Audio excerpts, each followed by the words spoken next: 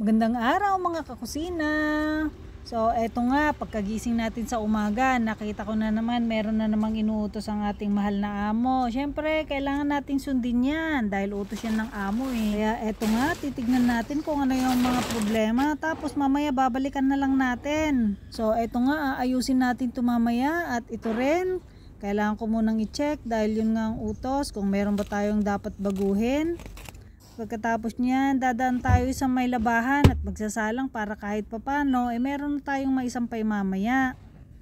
At diretso na nga tayo sa kusina. Habang nagliligpit, sasabayan na rin natin ng pagluluto ng almusal ng ating mga amo. Siyempre, dito nga sa abroad, kailangan multitasking ang galawan. Hindi pwedeng babagal-bagal. Kailangan kapag naglilinis, sabayan natin ng ibang trabaho para madali tayong matapos. At dahil mayroon akong mas importanteng gagawin, itlog lang ang aking ihahain para sa mga amo. So, ganyan nga ang aking rutina. Kapag meron silang pinapagaw sa akin na medyo importante, okay lang na hindi masyadong magluto ng almusal. Sumabay pa itong mga delivery ng gulay na mag-uubos ng aking oras. At tinapos ko na nga rin itong pinapagawa niya sa akin. So all goods na tayo. Pwede na tayong mag-break. At ayan nga, tapos na ang ating unang kalahating araw ng ating trabaho. So balik ulit tayo mamaya.